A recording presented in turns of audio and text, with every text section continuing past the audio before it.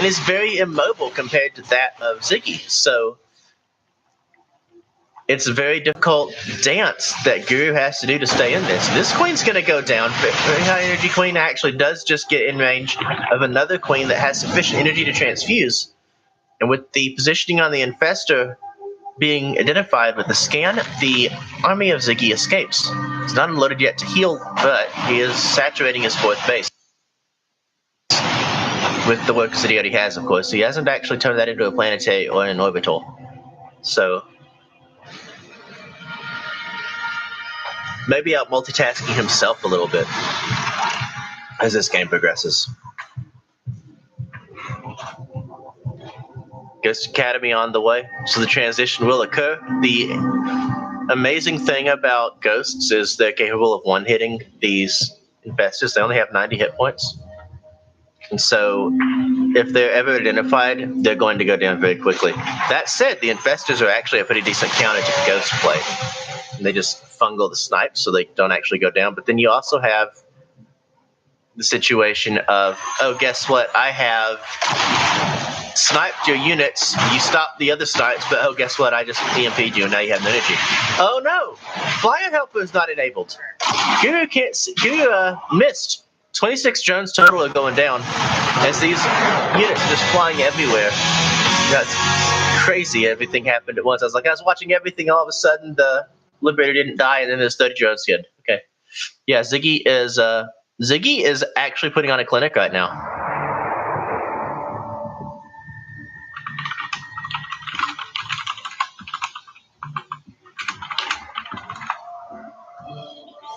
Forget playing like Mario, play like Ziggy.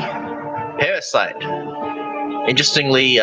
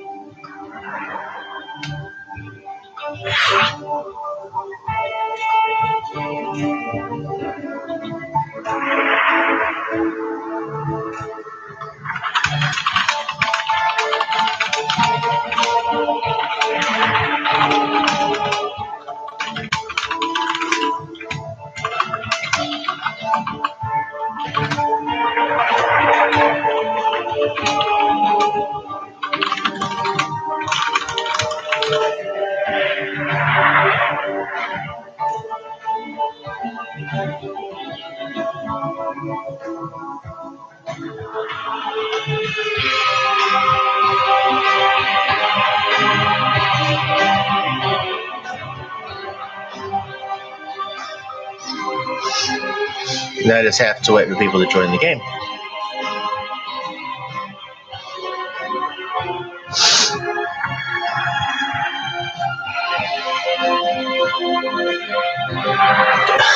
Guru joined the lobby. Feels bad. I don't know if he's got the lobby bug or not.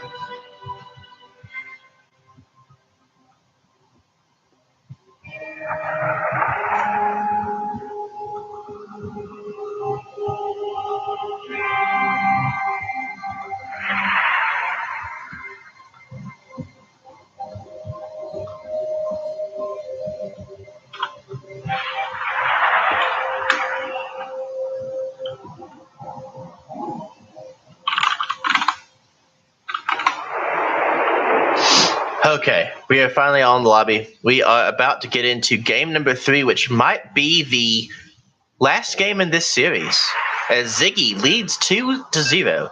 This, however, is a much more difficult map for Terran players.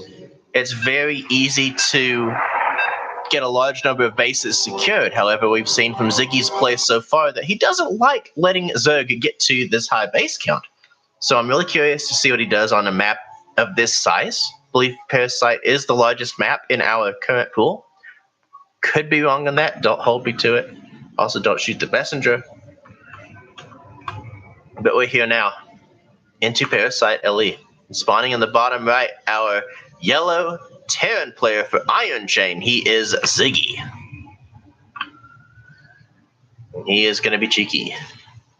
And spawning it in the upper left, our red Zerg player for Blazer.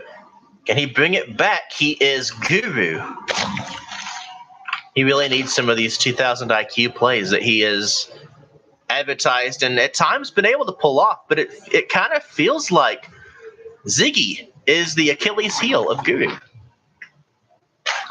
Or maybe it's just proxies, like proxy barracks. I don't know. I know a lot of Zerg players struggle with proxies, and Snoot came out and said, you know what? Zerg players are greedy. We have to actually not go hatch first every time versus Terran, or we get punished for it. And so now everybody's going pool first. Or not everybody, but a very large number of Zerg players are going pool first in this matchup because this is such a real thing. Ziggy with 700 APM. What is this? But Guru is just... He is scouting. Okay, so that's what I say. He's just kind of running his overload across the map. But no, he's actually going to scout this. It's going to be a little bit late, but he is going to get the scout. And I imagine he's going to do the very same Roach opener that he has been doing.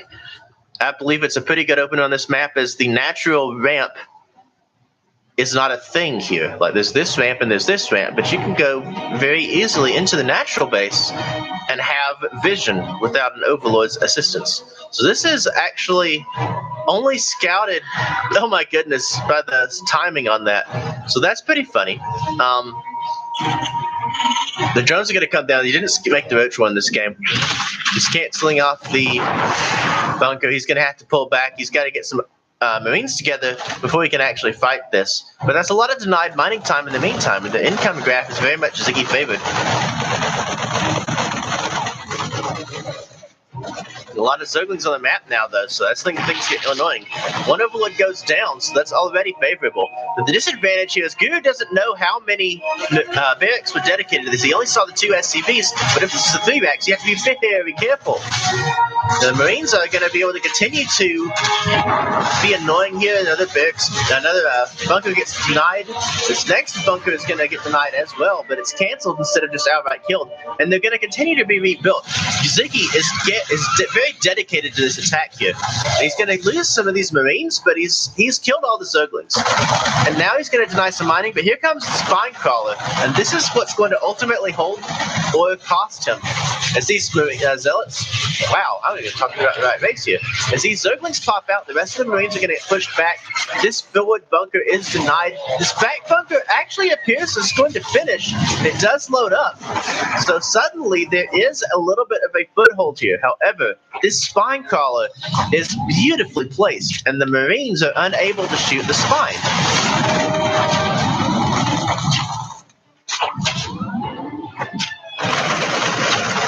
Transfuse does come down onto that Spine Crawler, so it will be a little bit longer before it's capable of going down. A little bit of rally micro here, trying to keep some of these Zerglings alive, but the Queens on hold position are going to help prevent the Marines from just getting the 3 damage they're looking for, but they can't quite get close enough.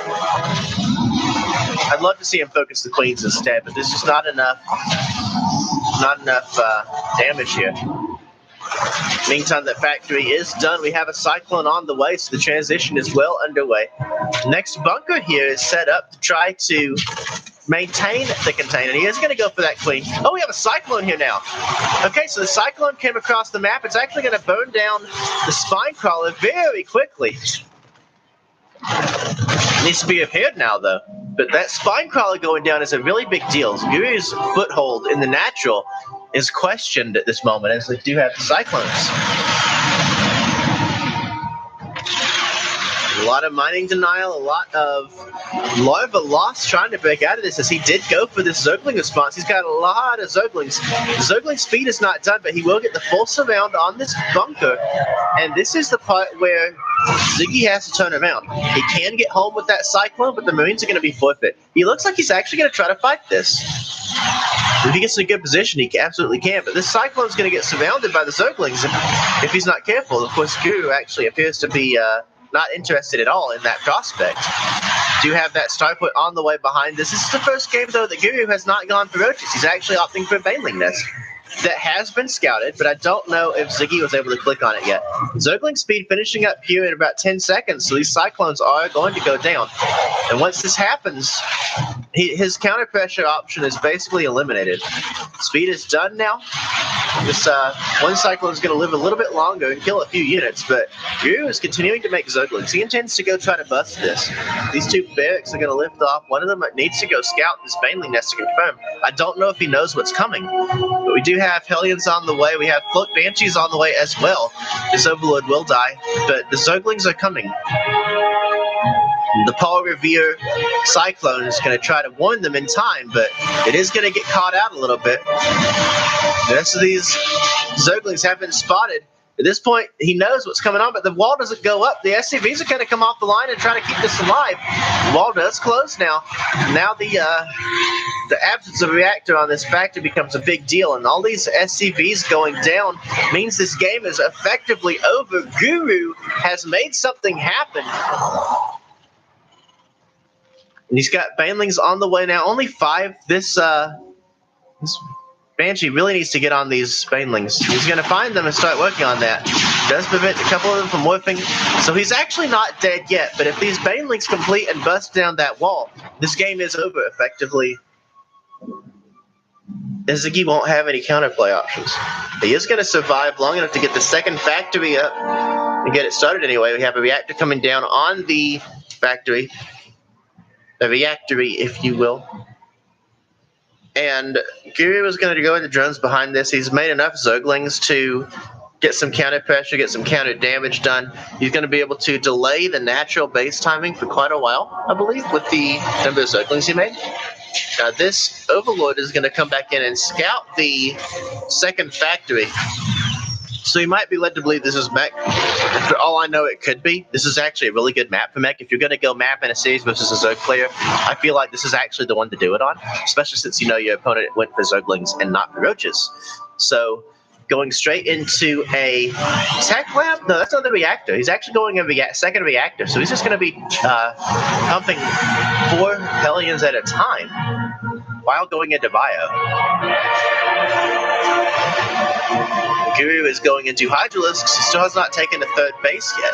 It's a very interesting situation, actually. Okay, I see what he's doing. He's building the reactor with the start put.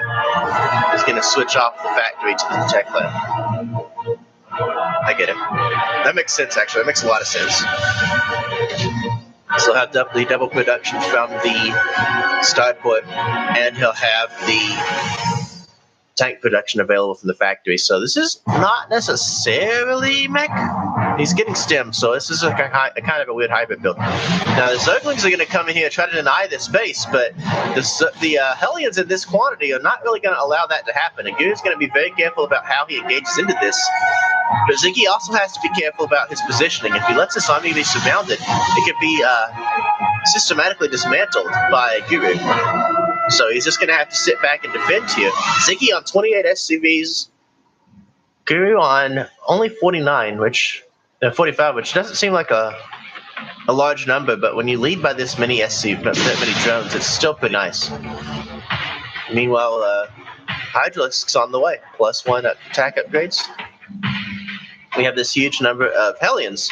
You know, Hellions are really good at killing Hydralisks, so that could be a challenge. But because this fourth base is not really established yet, this is not something that Ziggy's aware of. He doesn't know that third base isn't finished yet. So when he tries to go in with these Hellions, they're not going to find anything to do.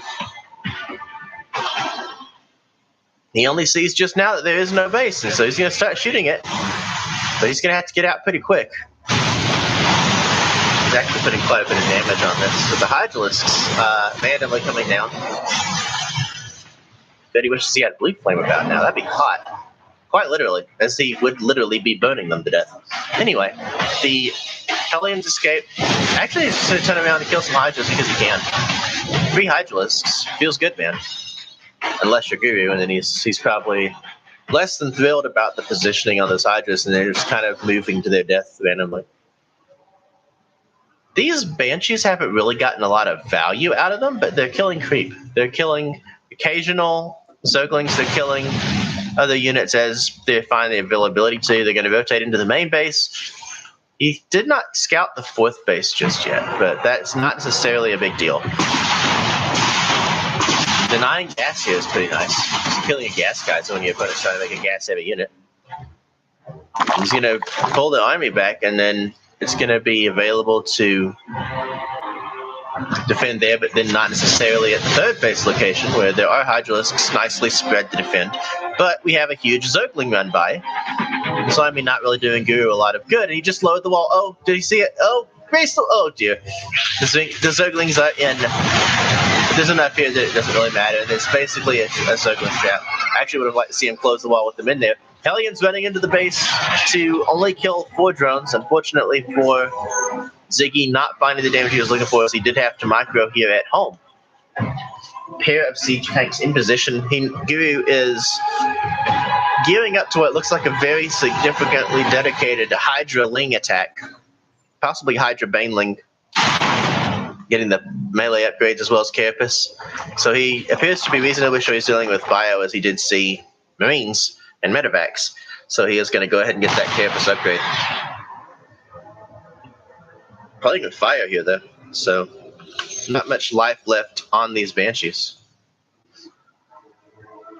Looking to try to get more damage done and immediately gets melted by siege tank fire. So more free stuff for Ziggy.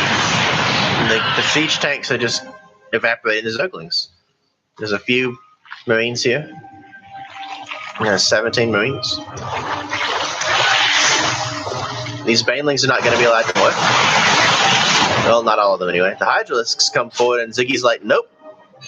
Just immediately turns around. Oh dear, but he's not retreating all the way. The Hydralisks are actually dedicating very far to try to kick this army off. This is not the timing that Guru wants to hit, I don't think. He does have his Carapace, but his Baneling speed's only halfway done. So he's not going to trade effectively. Not that he has any Banelings. He has 2. Somewhere. Very interesting that Ziggy would look to a limited choke point, and so generally wants to fight in open areas. But Ziggy is actually pushing out with a very significant tank count here. Apologies for the yawn, but there are 10 siege tanks. And Baneling speed, again, not done yet. This is such a big deal. To try to break this, you need that Baneling speed. It's now finishing up, but that tank line is really deep and significant. This one siege tank just kind of moved command. It's now going to siege at the front here. Siege tanks in the back are going to be unsieged and relocated. A little bit of creep spread clearing continuing to go on here. Baneling speed is done. A couple SCVs somehow with the army do bait a lot of Baneling hits, so I guess that worked out in the long run. But the arc here for Guru is fantastic. A lot of the siege tanks were not in position to fight, but a lot of the army for Guru kind of moved commanded into this. So I'm actually not sure who I think this favors. However, Ziggy's army supply is gone. Guru will take a game in this series.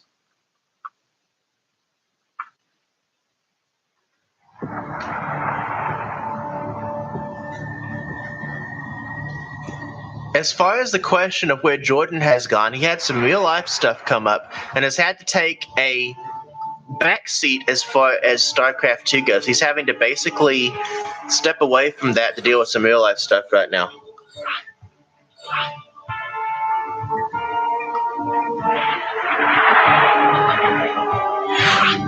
He wants to come back to it, but I don't know that he's going to be able to do so anytime soon. I'm honestly not sure what the timetable looks like.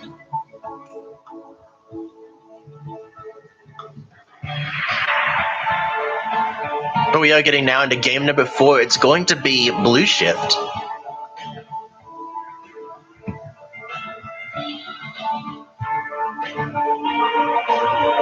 As far as does Guru sleep, I couldn't tell you. But I do know that when I was 19 and 20, I'd sleep 3 hours and be fine to rock and roll the next day, and now I'm like 32 and it doesn't work that way. Does not work that way at all.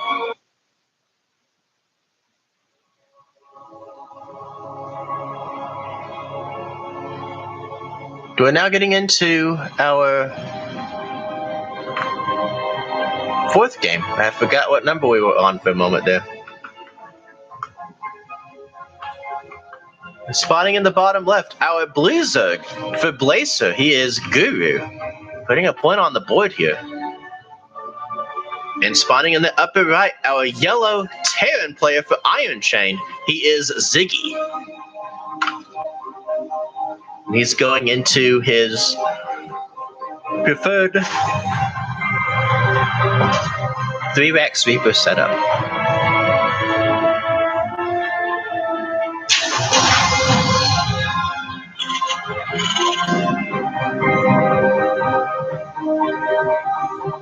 I so far have definitely not been disappointed by this series. I was a little bit sad that it was delayed to get started, but it is definitely paying off, and maybe we get our game 5 out of this as well.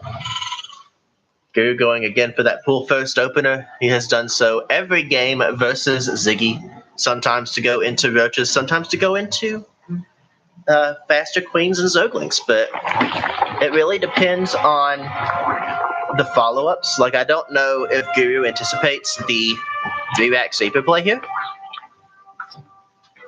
Imagine that he would, probably, because this is something Ziggy is very well known for. It's basically like proxy racks or reapers, and he is going to go for that early roach one, so he does anticipate that possibility. Third barracks now on the way. First reaper on the way as well. Second gas coming down. The good question, though, that I have is how hard is Ziggy going to dedicate to reapers? He's very capable of going into that fast 5-rack sweeper and just overwhelming his opponents with the numbers that they just do not anticipate. But he also is capable of transitioning into more of a normal game. And so Guru's going to scout. He says, okay, it's this again. So he's just going to go straight into some roaches here. As soon as that queen pops out, she's going to throw down that creep tumor and get down toward that natural base. Roaches are on the way as well.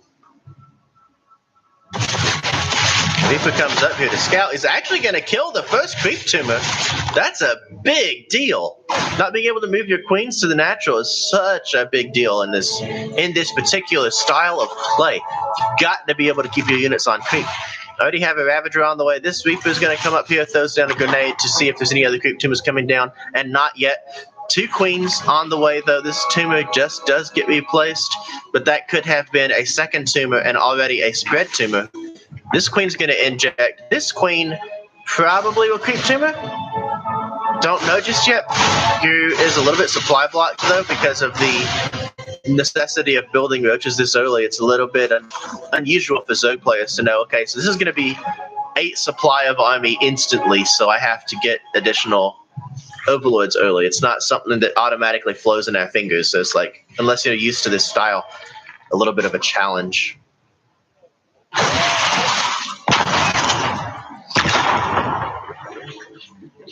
The second CC is on the way. We do have additional barracks on the way, so it will be the 5-rack sweeper dedication that Ziggy is so good at. It looks so broken when he does it, and when I try to do it, I just die. It feels bad, man.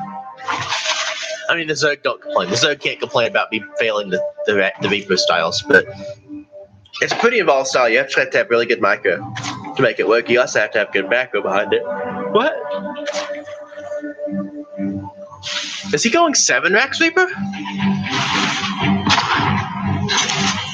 If you're losing your game, guys, the apparently answer is to build even more Reapers.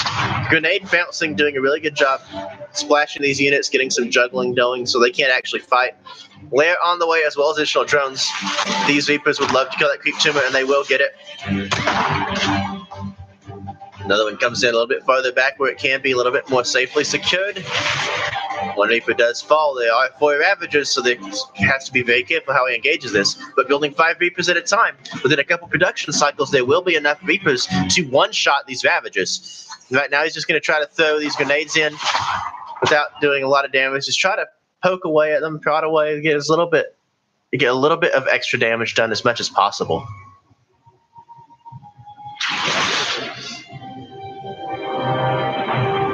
Meanwhile, there's an Overlord in the natural base. Guru is seeing everything. He sees the absence of a transition at the moment. But that doesn't necessarily mean there isn't a transition. It just means that he hasn't spotted it. He has not been into the main base to scout, but he's just very, very loud and proud to be hanging out in the natural here. And here comes the Rally of Reapers. I love that Ziggy hides these at home. It's not as much hiding them as it is not getting them stuck in a bad rally and getting eaten by roaches and ravagers. This is now scouted by Guru, and he's building additional units, but he's, again, not enough units at the moment to defend against this. So I feel like there's enough Reapers here to actually contest this army in a head-to-head fight. And as these Reapers continue to segment in here, the grenade's just going to be tremendous amounts of damage. And as Guru is trying to push out against this, he's going to take a lot of hits to the face from those grenades. Queens do get some of this creep respread before it's completely receded, so that is very good for Guru. The creep drop from the Overlords is also very good. We do have our transition shaping up now, though, as we have tech labs and reactors on the way, factory, as well as the third CC for Ziggy.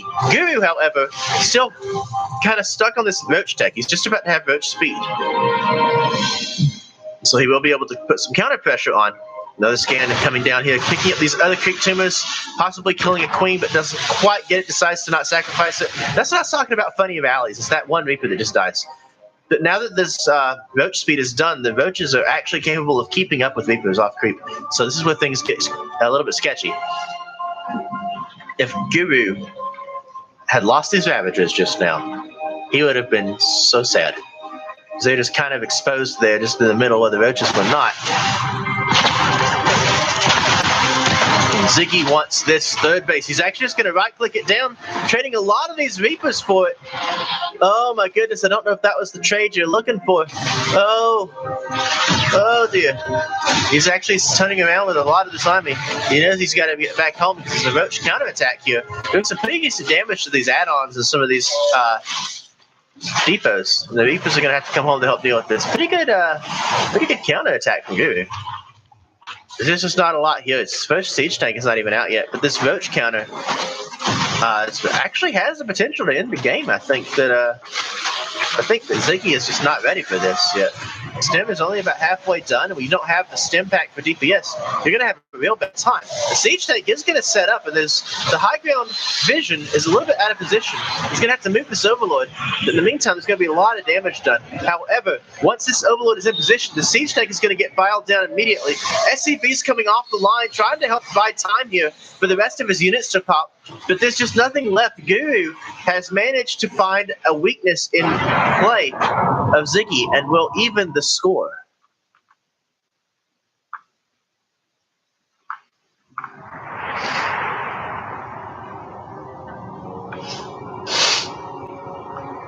Game 5 is going to be on Fracture.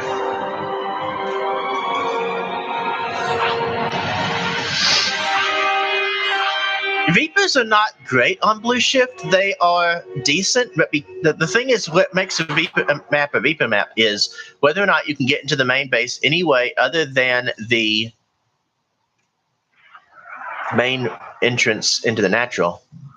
Now, I know that was a little bit convoluted, but basically it comes down to whether or not you're able to get in multiple directions into the main. It's what constitutes a good Reaper map. As far as maps that are good for 3-rack sweeper, I don't think there are a lot of them. Lost and Found, obviously, in my mind, is the best. Blue Shift might be second best. But because of the way the rocks work in the middle, it makes it very difficult to move around like that. Now, we do have, as this is the lower bracket, a guaranteed elimination of one player here.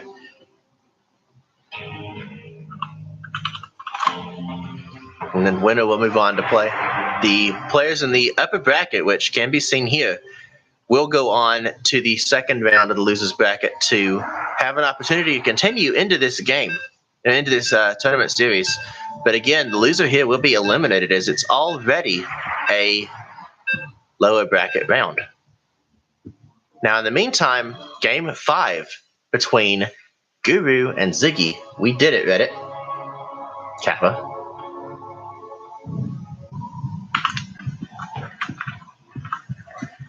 And spawning in the bottom right, apparently changing to blue was what he needed to do. He is Blazer's Guru. And spawning in the upper left, our yellow Terran player for Iron Chain, he is Ziggy. If Guru comes back and reverse sweeps this, That's going to be a very impressive, very decisive activity. Now, the thing, though, Ziggy is proxying like he doesn't know that this was pool first from Guru every game. I feel like if you know it's pool first every game, you don't do this. I don't know, though. I'm just curious as to the dedication to this versus a pool first. I don't know. For those who are curious as to what our schedule looks like, our next match casted on the stream is going to be Puck versus Bly. And Rainer versus Silky, I believe, is actually already going on our...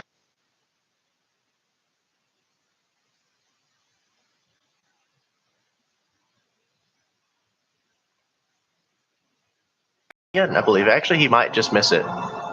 Very interesting. He's so close to scouting this every time, and this doesn't. It's usually the SCV timing that clues him into what's going on. So they're going to hang out here for another minute while these Marines start to accumulate. The SCV is coming across the map now at a very standard time for scouting purposes.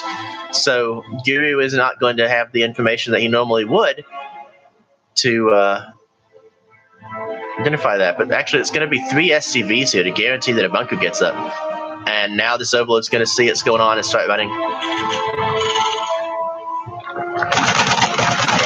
But it's a roach one behind this, so Guru could actually cancel this base.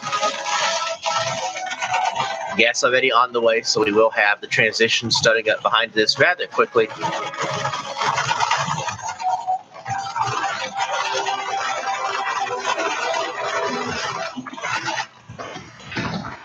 Does cancel that drone, so Ziggy should already know this is a roach response.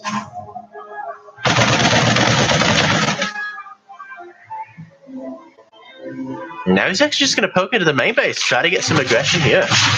Does see the roach, though, so he's going to pull back here. Now, this bunker can actually be hit by Biles from the high ground, so I don't imagine it will live very long, but this bunker cannot. So that is definitely one thing that's going for... Oh, wait, actually, I have to scratch that. Biles have a great range, guys. I didn't realize you could hit that from there. Nope, auto repair a little bit betraying him here. This bunker is not going to be salvaged in time. It does fall. So only one bunker will go up in the main base. He's actually going to use a bunker to block the expansion to prevent the transition out of Guru, which is still pretty cute. In the process of loading up, he's actually not in range to stop these Ravagers from leaving. He will target fire down some of these Ravagers very quickly. Just pretty cute, to be honest with you. The barracks are now floating back home. We have Factory producing a Cyclone Starport on the way as well. These SCVs are going to have to head back home, I reckon. The Ravagers are here. They're going to try to survive a little bit longer. SCV does die. Queen's coming down to start spreading that creep back down. Additional Ravagers on the way. This bunker will be salvaged in time. This bunker, however, will be able to delay the expansion timing a little bit longer.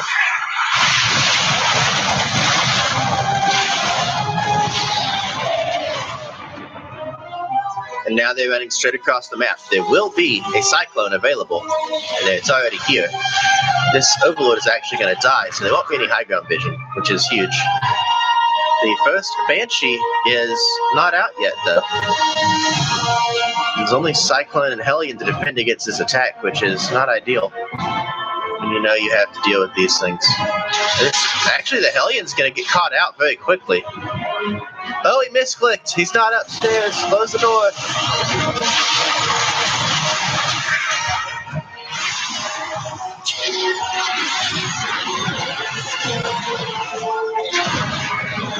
The Banshee is going to clean it up, but still a lot of damage to be done. This actually, the depot is down. The Ravagers are going to get in here. They really, oh my goodness. The Cyclone's not getting repaired. It's going to go down. Oh goodness, this is not good for my heart, guys. So the Guru got up to 33 workers while on one base, just pumping drones while he transitioned and moved across the map with that attack force. the single Banshee is going to move across the map now. The Cloak is done. Spore Crawler coming up in the main base. Lair is finished by quite a bit. Here's the mobile detection that he needs. So it seems that Guru sort of has Ziggy's number right now, and knowing how he's going to transition, and the Guru style, which is just, it's kind of unorthodox, but it seems to work pretty well a lot of times. Meanwhile, that natural base has landed. Stem has only just really started. Guru is going into this Infestor style. I just realized I haven't had anything to drink in like 2 games. There we go. Ah, voice already seems to be working a little better. Good cancel from Guru on that creep timber.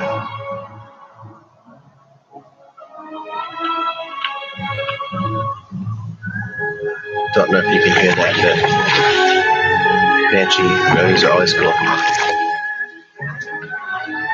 They're going to continue to poke for the damage here. Just put a little bit of pain on that hatchery. Not really get a lot done on it just yet. Yes, I am. Should I?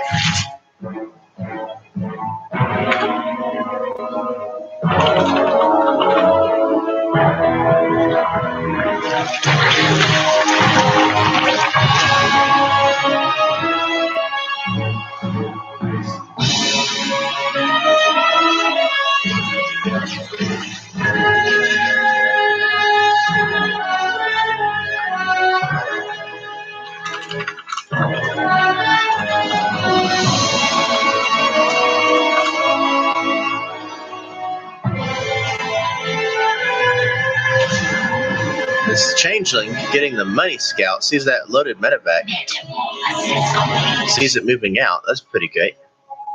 Meanwhile, these Cloak Banshee is moving away.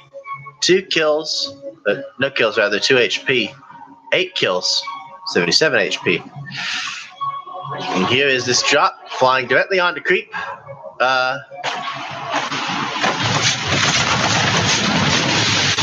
One Marine goes down, unfortunately.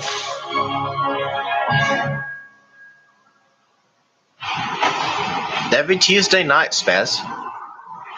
Tuesday nights, 8 p.m. Eastern Time. Oh, the Nidus is not something going on right now because Sotiva had to get a job after he graduated, and he's working like 50 to 60 hours a week and has to work Saturday, so he just hasn't had the time to administrate it. And I have already 2 tournaments I'm casting on Thursdays, and so my availability to participate in the production of the Nidus has been very much hampered in that regard. So Ziggy is setting up for another tank push here. We do not have Neural Parasite for the Infestors this time. These Marines would actually love to get these, but I'm pretty sure that it's going to be a little bit more of a challenge here. Fungals come down. One Infestor does not get killed as close as it got to dying there, but the Fungals are actually doing really good damage. These Banshees could have been focused firing those Infestors, but not quite in position to do so. Now that the army is sieging on creep, it's going to be a little bit harder to fight into. The Fungals come down on top of the Banshees, but there's not a lot of army left for Guru here. Ziggy is ahead in army supply by quite a large margin, but the army is trading out very inefficiently. These siege tanks are going to get picked up and evacuated. The army is going to have to stop parade pushing across the map. Meanwhile, Guru is going to reinforce with a large swell of Roaches and 3 additional Queens, trying to resupply the anti-air as well as the creep spreading capacity. Guru looking for a 3rd base from Ziggy, but there currently is not one. Guru's creep spread has actually been really good this game. Now, granted, this is a very small map comparatively, so it's very easy to get your creep across the map. However, it's still impressive to see it happen that well. Now, this Marauder needs to get home. He saves a Marine because he has the space. He doesn't quite have the space for a Marauder. But the longer this game goes on, the more trouble Ziggy's going to be in because he doesn't have that 3rd CC mining. He's just basically 2 base all in at the moment. Continuing to try to find Trying to find an angle that he can get in here, but all he can really do is kill creep. He's actually going to get possibly... Okay, he didn't dedicate it. He didn't want to trade too much army for that infestor. I get that.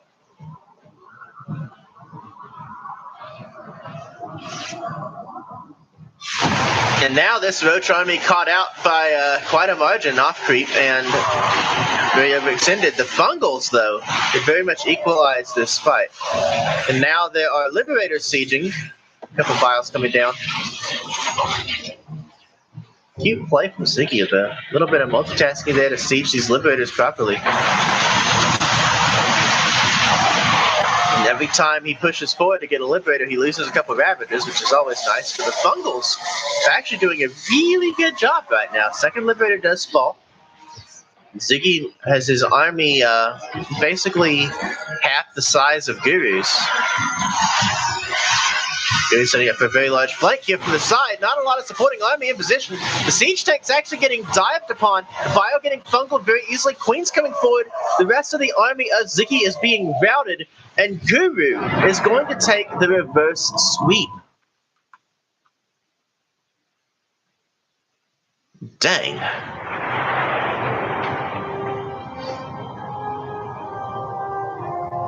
It's going to set us up to go into our next set, which is Puck versus Bly.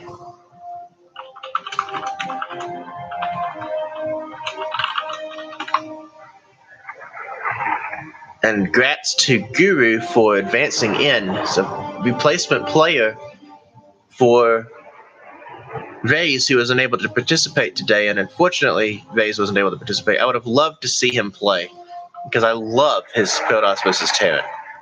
It's actually amazing. Phoenix Colossus, the old school style. But the way he executes it is really good.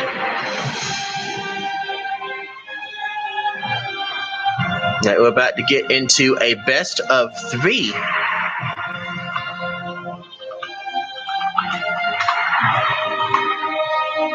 Puck versus Bly to get our next round going. They have not done their vetoes yet, but we will be getting that started and getting over into the next round here in just a moment. In the meantime, please hit up Maturino in the chat, MC115, to use the rest of the codes that we have. I believe we have about 50 at the beginning of this broadcast, and I didn't happen to look and see who was left from the previous last donation.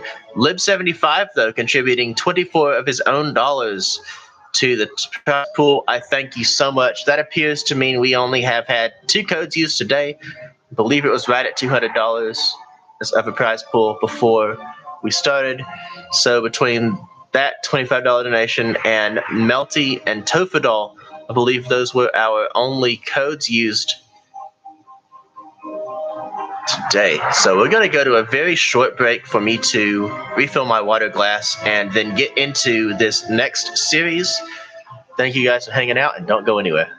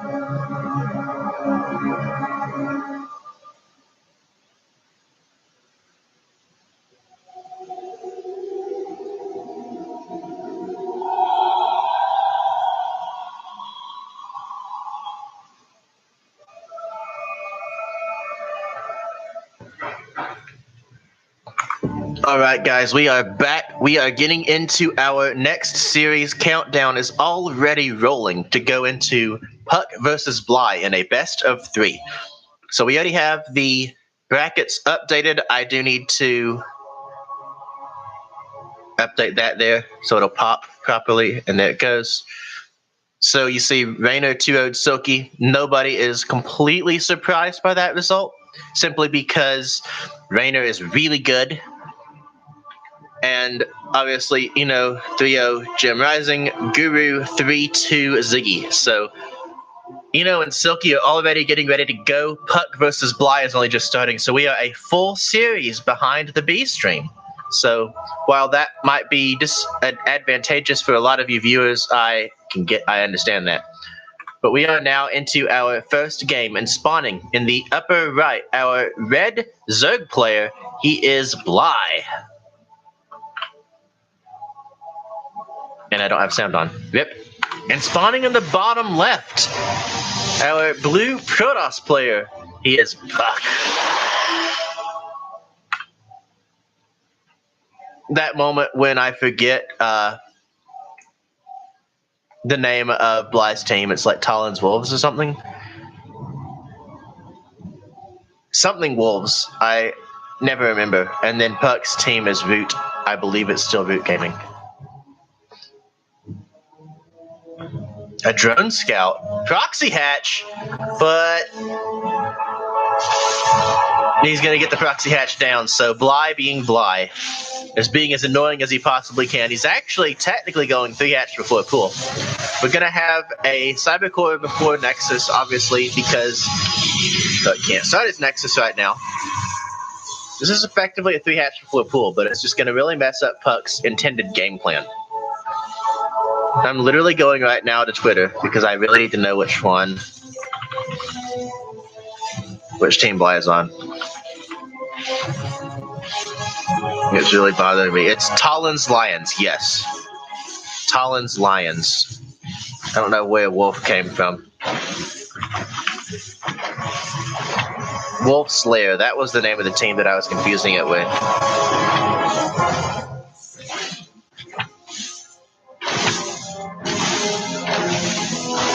I'm trying to remember why I messed that up. Oh, and now it's an Evo Chamber block. So, just continued delay on the expansion. And now it's going to get to the gas, so just consistently annoying.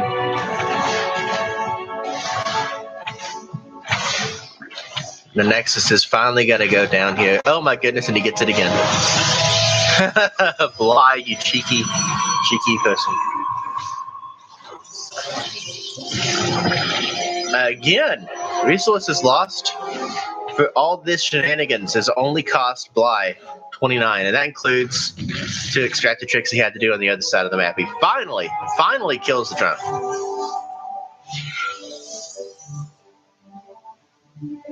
And now we have slow Zerglings moving around to bypass the Adept. And sure, there's a Zealot here, but the wall is incomplete until this next structure comes up, and he really needs to get this structure down.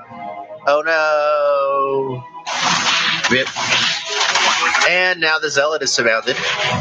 And things have gone from bad to worse. The Adept is only just getting across the map to scout, but now these Zerglings can go off into the main base, kill pylons, whatever they want to do. Puck is going to have to try to get some equalizing damage here because right now Bly is sort of running away with the tempo of this game. Meanwhile, resources lost very much in favor of Puck as these Zerglings were killed and didn't get a lot of damage done. However, Puck is still delayed economically as his Nexus is only just finished. The Oracle can run across the map and try to find some damage, but this wall is still not completed until just now. Stalker will hold position to prevent anything from just running in. Oracle spots the absence of drones, and this is a large number of Zerglings. So we have a full Bly situation going on right now. Bly is going to try to deny that third base as long as he can with these Zerglings that he's actually hiding for the moment.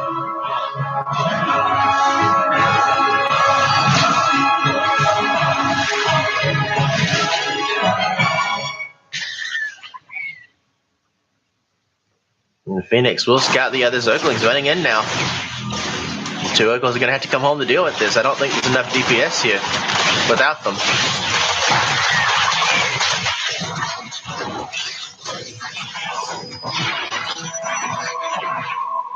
The Oracles come home, but they do not activate just yet. That probe on hold position, though, blocking that Stalker from going down. Really cute play. Cancel the gate pylon. Okay. Cool. Don't mind me.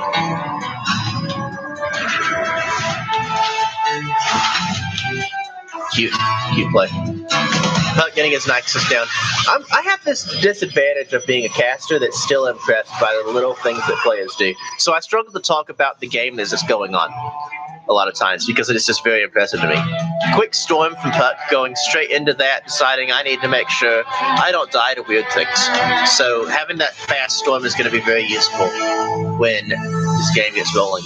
We're still in Lair Tech territory, though, as the lair has not actually finished.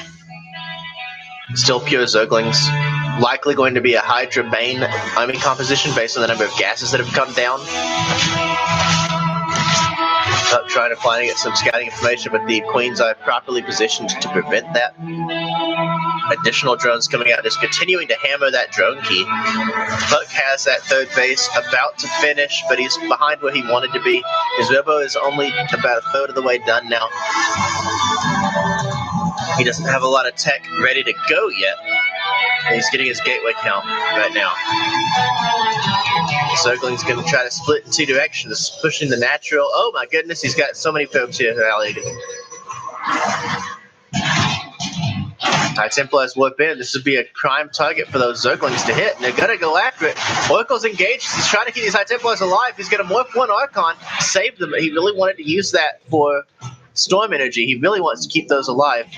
But by not losing the High Templar, at least he does keep something out of it. And this Archon is going to be really good to anchor this third base against further Zergling gun buys. Only one gas on his third yet, though, so he's still trying to get that probe count up where it needs to be. Only just taking that sixth gas. Tuck is just going to make sure that these Queens aren't marching across the map. They did go very far to extend, to push across and to move that Phoenix from the portion of the map. But we actually have a Spire on the way. Very, very Bly-esque.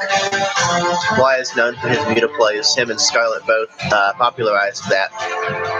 Tuck is missing a worker in gas, which may be a feature, as he doesn't have really good mineral saturation just yet. We are going to have Hydra Bane with a smattering of Utilisks to just be annoying here.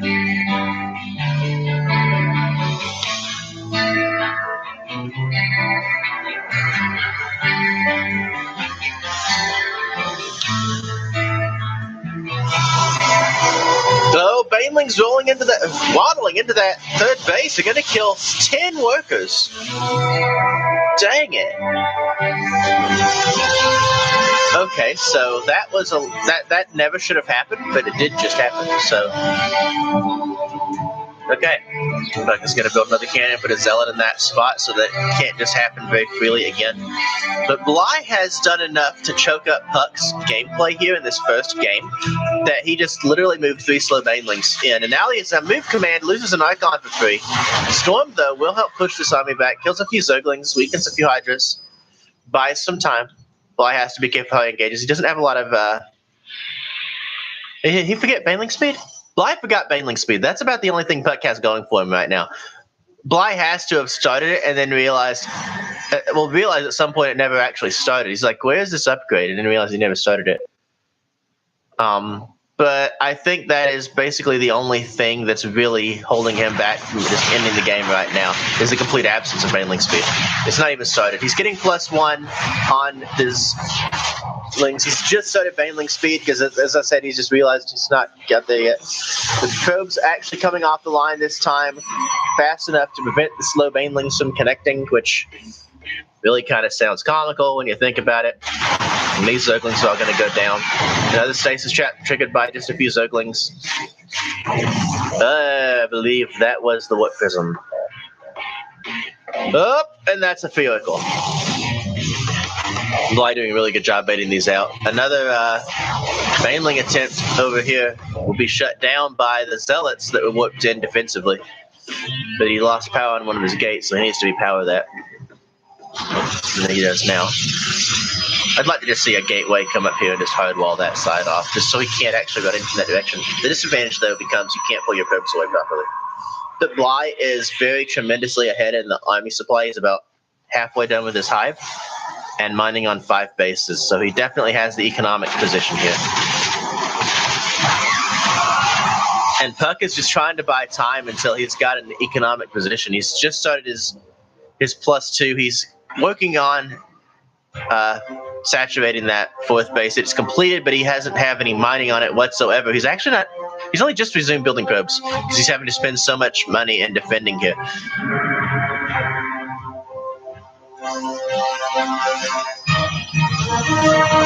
Meanwhile, we do have Greater Spire and Adrenal on the way. +2 starts for melee. And another Stasis Ward expires. We have Rolling Banelings moving into the 4th base. Puck is not paying attention here. Loses actually nothing. That's hilarious. This little bit of Hydralisk Ball tries to knock down that Warp Prism. Not quite getting the job done, but they are going to move around trying to find it. Puck is meanwhile moving it far to the side of the map so it's hidden. Props to Bly for this massive creep spread. Puck is nowhere near ready for Broodlords. Here comes the next run by a Baneling. Storms do come down. It's actually going to be able to eliminate the Banelings before they get a ton of damage. R4 lost. That was an Observer, I believe. The Revelate does come down on the army of Bly. Just a little bit of a Hydralisk run by to distract here as the army is pulled out of position. A few Zealots left to deal with these Hydras. And the Warp Prism is still in the corner. Okay, I couldn't see it. It's just this lovely blue on blue that I could not see.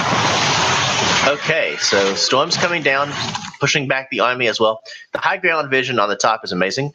These Banelings are not going to get the damage done that they're looking for, but the army is out of position at the moment to an extent. There's only a couple Storms here. I actually scratched that. The High Templar just had full energy, so I didn't see them.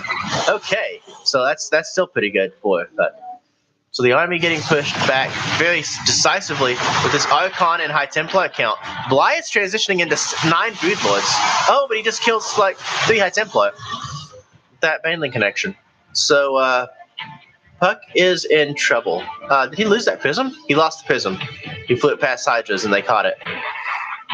So basically, if it could go wrong for Puck, it is right now. He's only just now pushing across the map, and that's only because Bly stopped building main army units to get into Broodlords.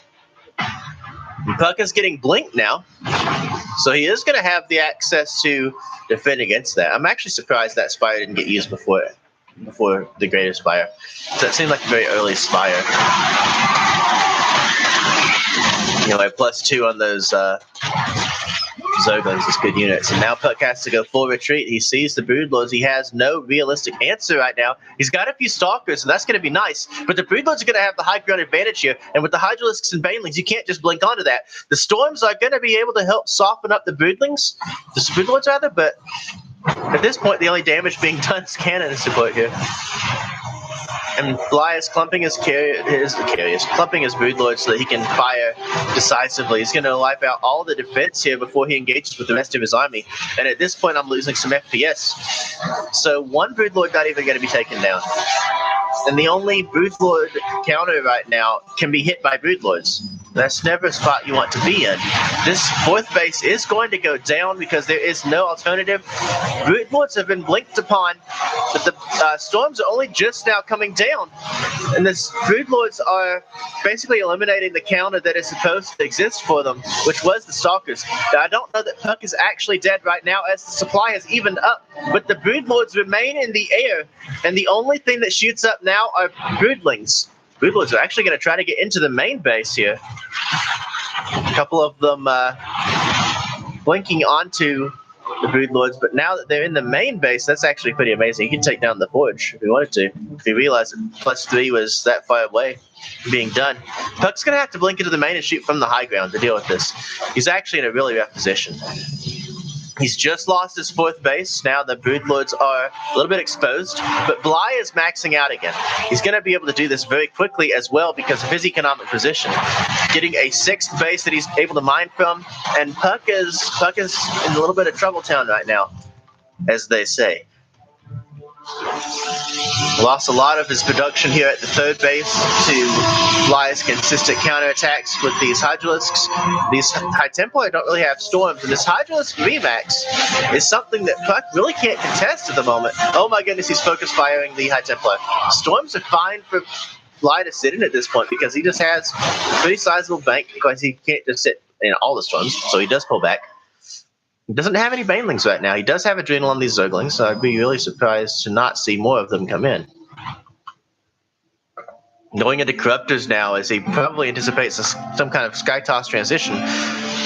Unless he's just going back into Broodlords. I could be completely misreading this. But going back into this Hydra Bane style after the Broodlord switch is pretty useful at this moment. Now the Hydralisks are gonna possibly trigger these Stasis Wards. A lot more Banelings on the way, though.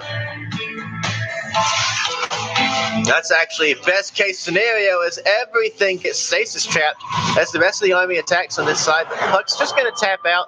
He doesn't have anything he can really work with here. So Bly takes game number 1. And again, this is a best of 3, so these games matter a lot more than they would otherwise.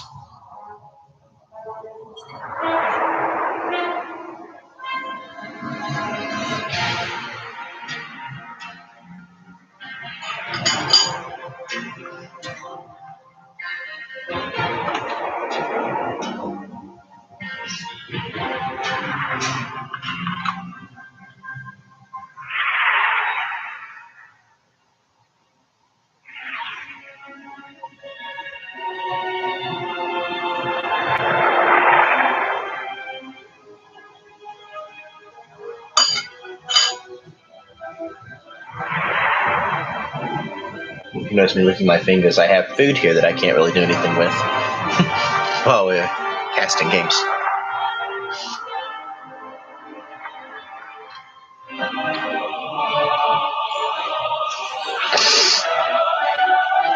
Acid Plant's going to be our second map in this best of 3 series.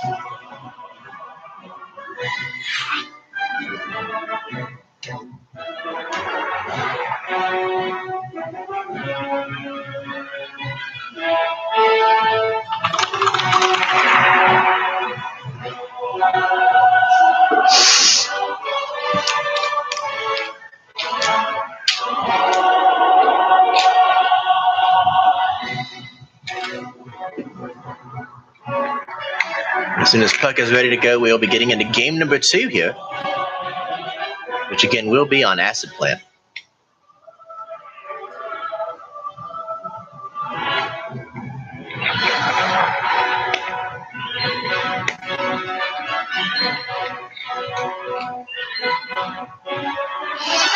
Eventually.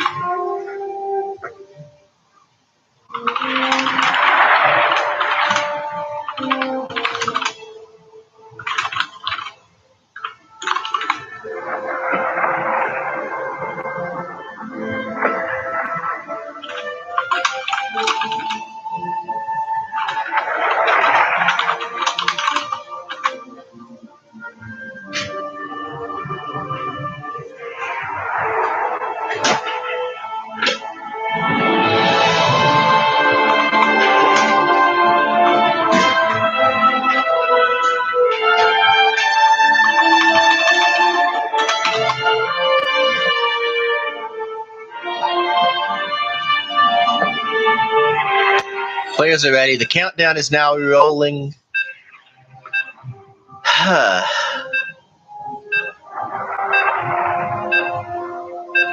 The Shirshadai is tired and other things game related.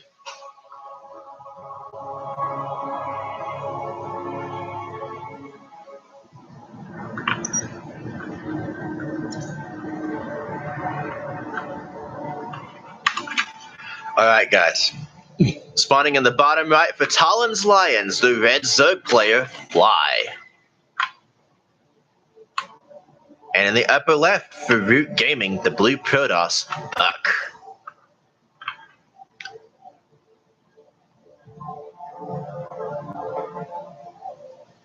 That was awkward. Okay, Puck doing his gas burst opener. I actually do this a lot. It's really bad versus 12 pools, which is really awkward when you're in a Diamond League on EU. But it gives you a much faster Stargate.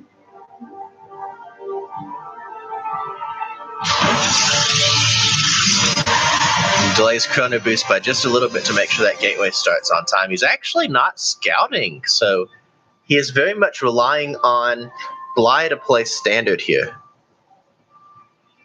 Which, so far, so good. No drones running across the map for any kind of shenanigans. The thought behind Puck's lack of scouting is this is a very large map, so 12 pool is not very common, which, in my personal opinion, makes it better. But, obviously, Puck is not making an incorrect assessment right now.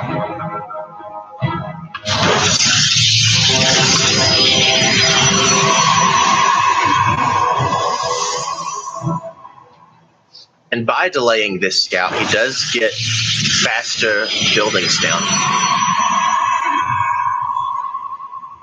And now he's just going to run across the map with his probe and see what's up. Downside is this probe runs into Zerglings. If you wait versus the 12 pool and you don't scout until then. It's like there's Zerglings before the Zealots get out.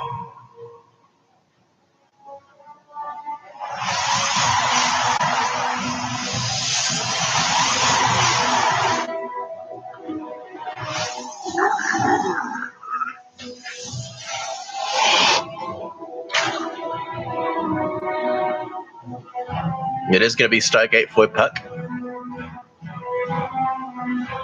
Mining on only one drone on gas right now, so Bly intends to take a more economical route here.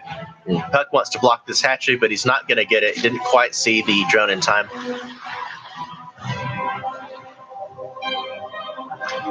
But he does verify the timing on that expansion, so we can now send this probe home and use this adept to poke and prod and possibly try to get some drone kills. Meanwhile, we do have a valley straight toward the main base, I believe. Unless he's going Phoenix first. Where's he rallying this? Okay. Just straight to the front here. So it's double adept to ask. He's just going to scout in and see what's going on. It's only just building those Zerglings. Actually made a few extra Zerglings here. And now he's stuck. No, okay, not going to be double adept to ask because a second adept died. I find it really awkward when you intend to commit the extra adept into harass when you are waiting on another one to join you anyway. But it is Phoenix first, and so is Overlord will die. He gets a lot of scouting information. Puck doesn't actually have a lot of scouting information, for that matter.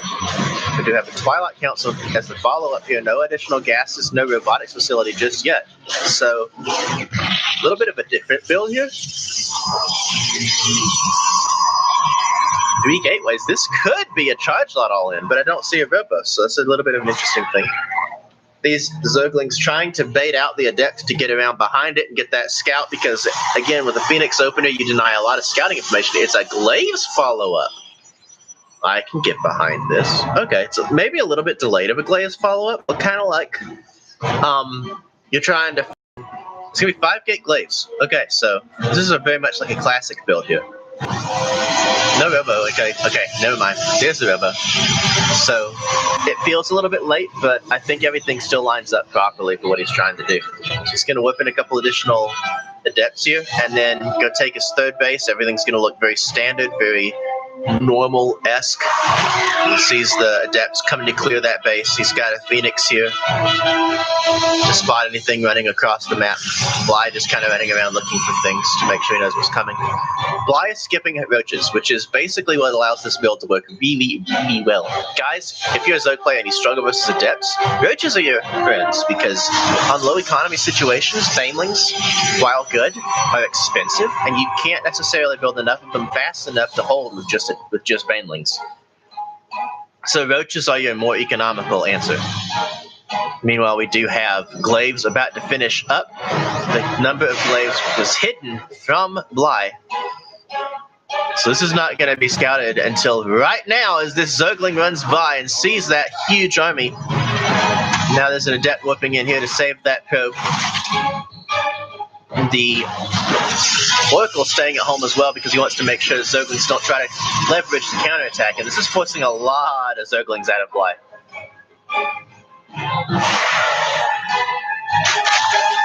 Quite a few queens here as well.